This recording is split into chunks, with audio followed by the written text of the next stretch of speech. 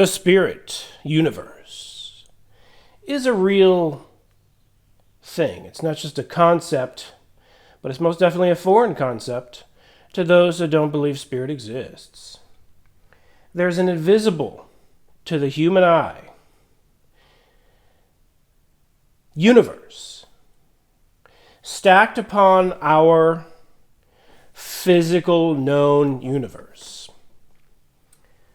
You're going to have Neil deGrasse Tyson, Carl Sagan, Stephen Hawking, Michio Kaku talk about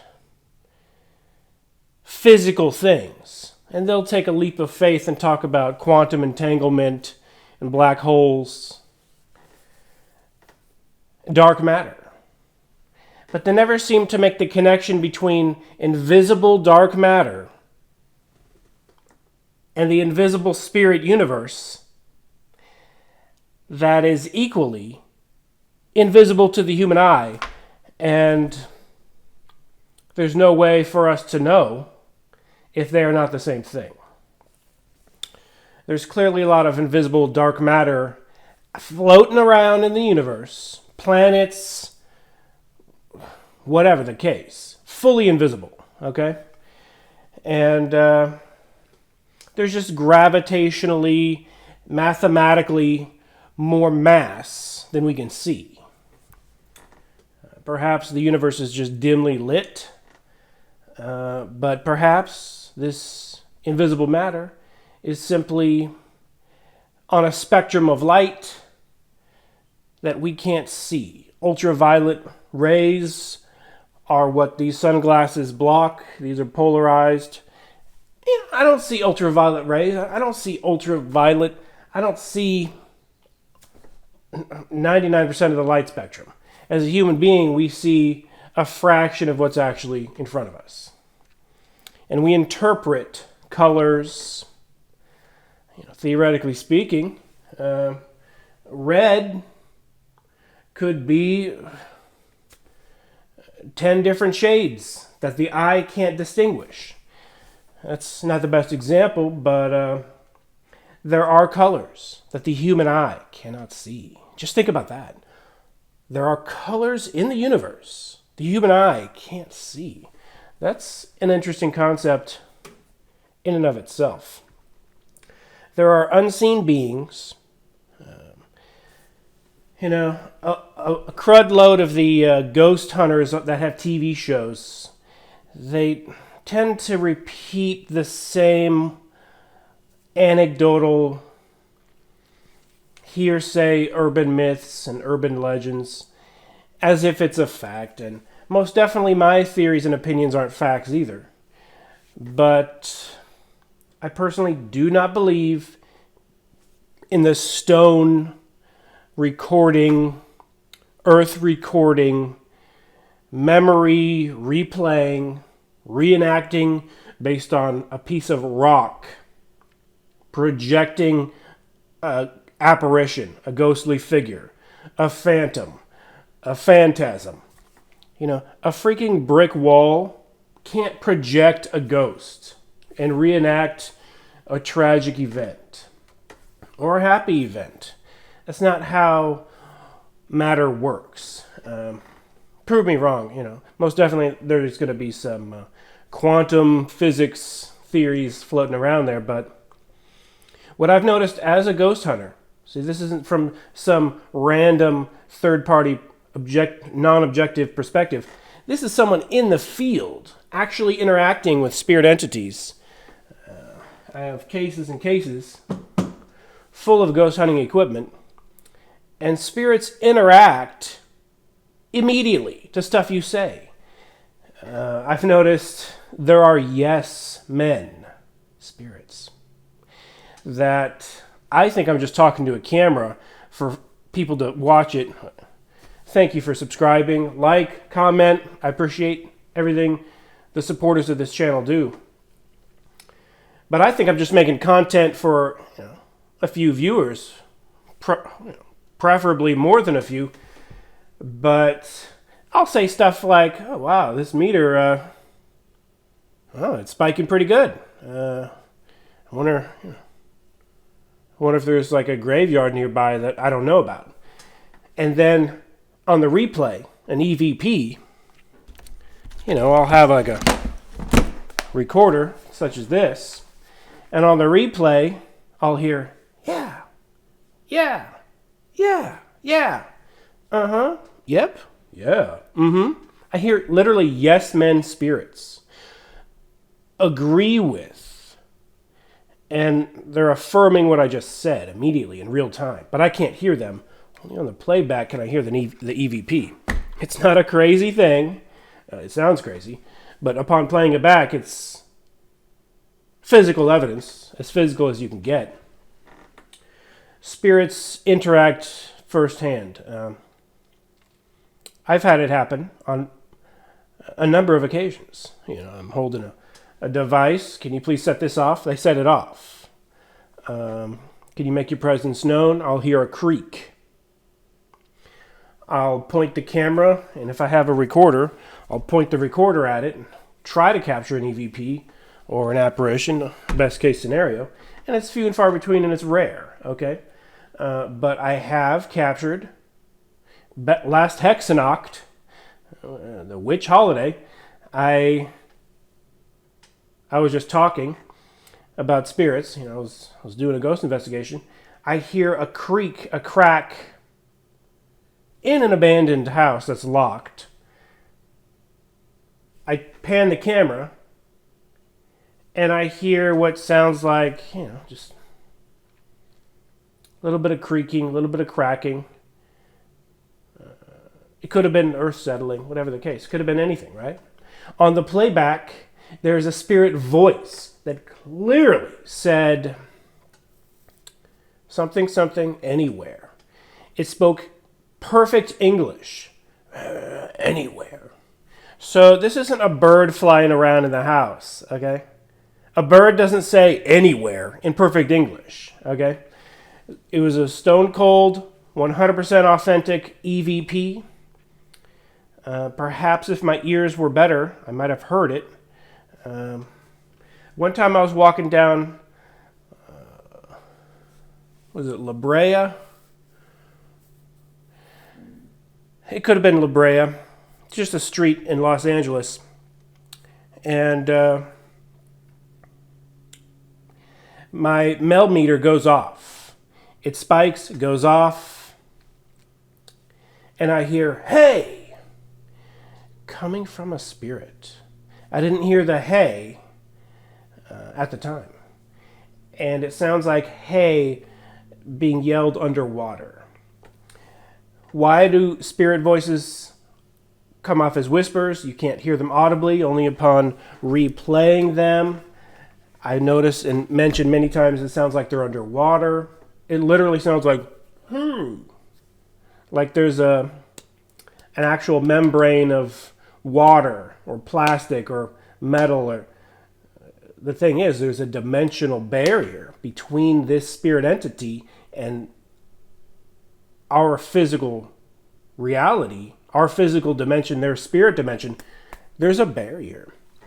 And they can't manifest their energy most of the time. I don't know how the manifesting of the energy works. I can tell you this. Being a poltergeist-haunted victim in the year 2011, I was able to observe against my will. But I actively observed, and perhaps a more frightened, or perhaps a more timid, or perhaps just a more docile victim would have just tried to block it out and ignore it. Well, I didn't block it out and ignore it. I observed everything these poltergeist entities did, to the point where I noticed that they would knock over a cup on my table. They would knock over a box, but they wouldn't knock over a box 10 times a day. They would knock over a box like once every couple months. They literally had to build up the energy to have that strength, is my theory, is my guess. This is me firsthand observing poltergeist entities. Okay, this isn't just a random person making up a story. All right. In 2011, I rented a room on Craigslist. It was about $400 a month. It was on Drake Drive, I believe. He was on Drake Drive, and I've showed the house in a couple previous videos. And some comments are like, "Why are you showing the house, man?" First of all, it's a historically haunted house, from my perspective. I think it should be known to the public. Renter beware. This place was haunted to me. Is it going to be haunted to you? I don't know. Spirits can go dormant. Some people buy a house that's famously haunted and they live there for 10 years and they don't experience anything. Perhaps the entity moved on. Perhaps the entity was attached to the people and not the place. That's the thing. I can't prove whether the entities were or are attached to me or the place, but I never experienced poltergeist activity until the year 2011. I'm writing a ghost hunting book. It's going to detail a little bit of the 2011 poltergeist hauntings, but it's going to primarily focus on ghost hunting in general. I'm writing a ghost hunting book. I'll reveal the title when I have the hardbound book in my hands ready to ship. I'm just self-publishing it. I think it's a phenomenal book, personally. I think any professional publisher should jump at the chance to get this published through their professional means, but I'm not even submitting it to anyone. I want to hold it back for myself. I want to self-publish it for myself. I don't have any fears of being rejected, of my book being rejected. It's a stance on, there's good and evil in the universe. I'm not even going to give evil the chance to say no to my book being published. My book's being published not in some cheap, crummy, flimsy paper on demand, but a nicely hardbound copy. I'm going to design, I already have designed a lot, and you know what? I've just decided on a pattern for the nice decorative border, for the foil leaf outside the cloth-bound hardcover. I have to finish the design myself. I draw all these designs myself. I scan them on this scanner right here. And it's going to be a good book, all right? I know I jump around, all right? My brain is scatterbrained sometimes. I'm talking about Drake Drive, freaking haunted place. These spirits, it took them, I think, a month to build up enough energy to knock over a box this big. The biggest thing they ever knocked over was 2 boxes. I had 3 boxes stacked in my closet, all the same size, all the same dimensions. They were about this big. They had differing things in them. The heaviest objects were in the bottom box, and the lighter as it went up. So I think the top box might have had 5 pounds worth of stuff in it. Maybe 2 pounds worth of stuff in it. I don't know, but not particularly heavy. And the middle box might have had 5 pounds worth of stuff in it. Maybe 10, 15 pounds, maybe 20 pounds worth of stuff in it. I don't know. But not particularly heavy, but heavy from the perspective of a poltergeist. I think it took them at least a month to build up the energy, to knock down this stack of boxes. So they fully knocked down the top box and the middle box, but the bottom box wasn't really budged, didn't really move. But they did knock over 2 boxes adjacent to my closet. And this is after I commanded them to leave. It's not a conversion story. It's not a religious story. It's just a supernatural event with supernatural entities that happened in my historical life. And I am 100% within my rights to record it, write it down, talk about it, repeat it over and over. You got to understand, a lot of people confuse these stories I talk about with entertainment. See, I was talking about the stone theory. These ghost hunting shows, they believe in this stone theory of how spirits, they'll recreate a tragic incident. Oh, you see that Civil Civil War, war hero? Oh, wow. Must just be the stone earth theory, just repeating life's past events. Who needs a DVD player? Who needs DVR? Who needs technology when you got the stone earth theory? The cavemen, they didn't need TVs. They just sat back and waited for the stone earth replaying ghost theory to just play movies for them. That's not how the universe works from my perspective, all right? I think people that believe in that are bending over backwards to almost Ebenezer Scrooge say, it must be something I ate. There's a ghost in front of me. Must be something I ate. I think I had some chicken last night that might have not been so fresh. This ghost in front of me must have been that chicken. Yeah. There's a ghost right here. Chicken. There's an old urban belief that if you eat bad food or you have a bad rumble in your tummy, or if you eat too close to bedtime, you'll have crazy dreams. So that's where that spiraled into in the old Ebenezer Scrooge story. But people that believe in the stone replaying of spirits walking around, but they're not really spirits, so they're not intelligent, they're not entities, they're just like a recording. They don't believe in spirits, period. They believe in some, I'm just going to say it, atheist perspective on spirits. It's originally an atheistic attempt to acknowledge spirits and dismiss them at the same time.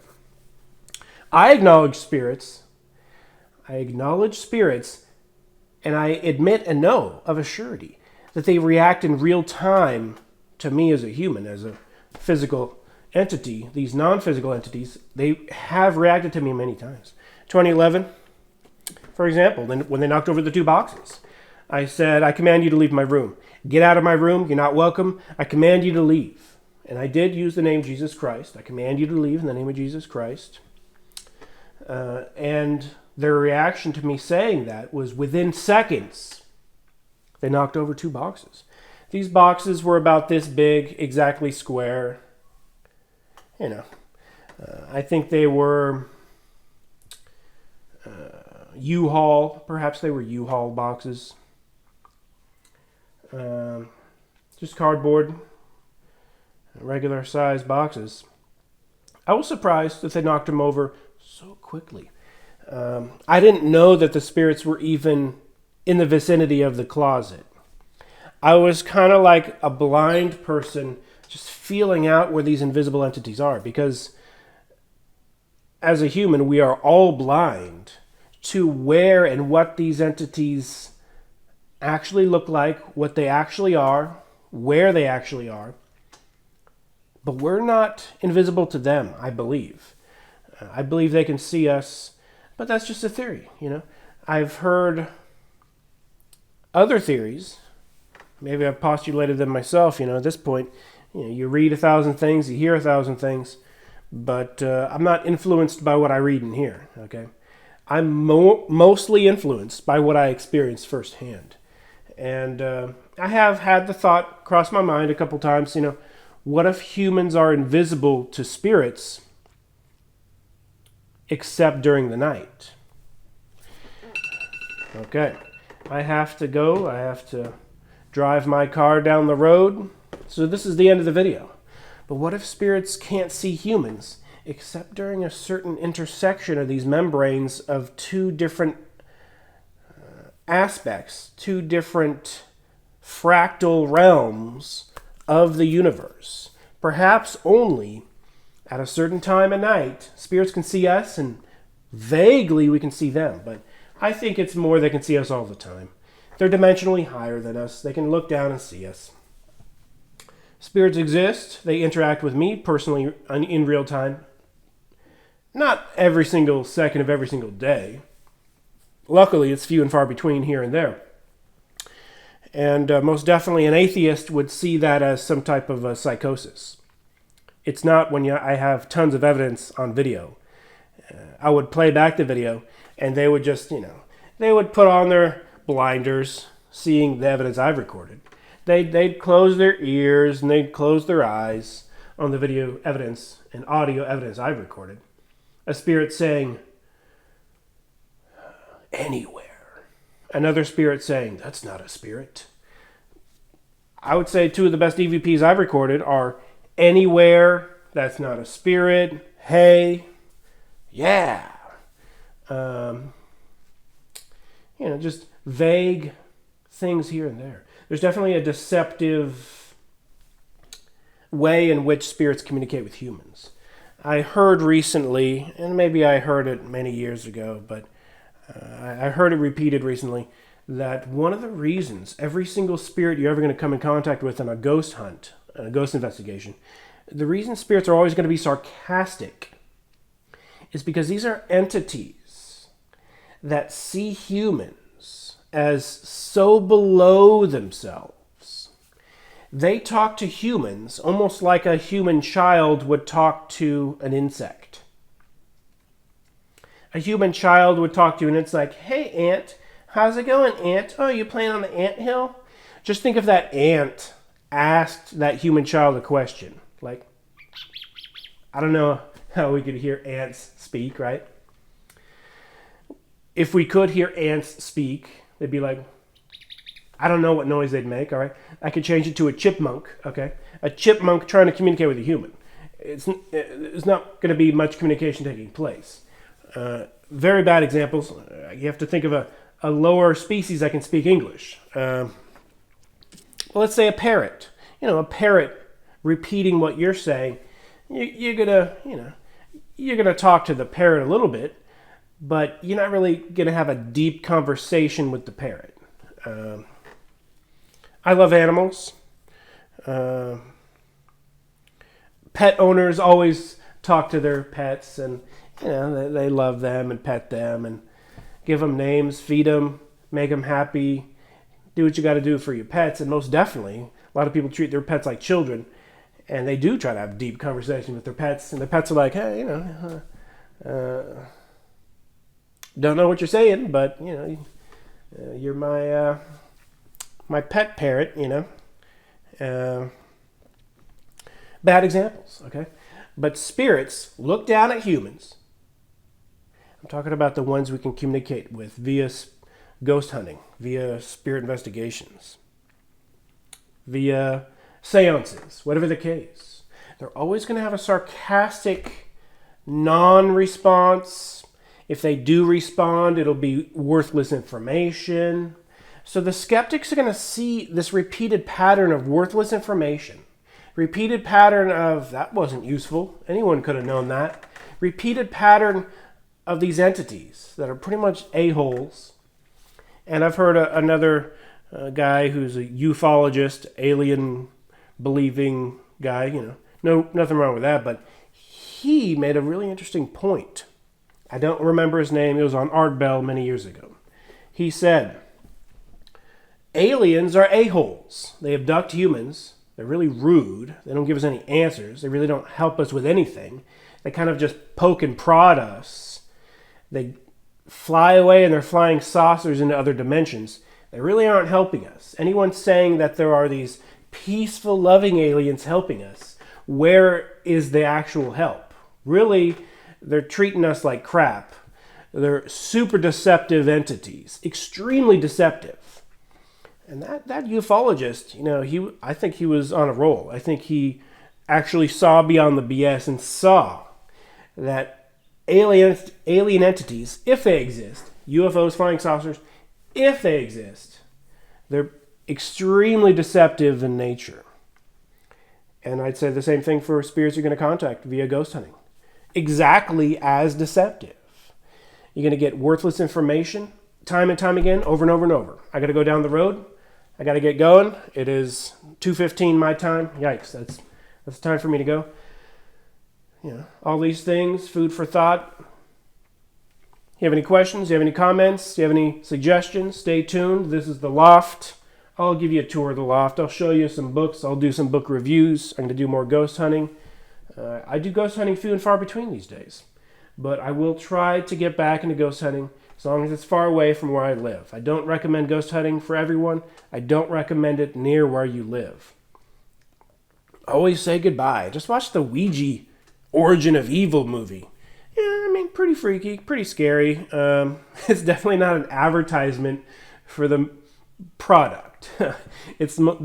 They had to get permission to use Ouija in the title. Ouija is a trademarked, owned thing by one of the board game companies. It's definitely not an advertisement for that board game. It's an anti-advertisement. Don't buy this thing, your life will be destroyed. I don't want to ruin the movie for you. It's entertaining. It's an interesting movie. I definitely don't recommend Ouija boards. Stay tuned. More episodes coming soon. Be seeing you.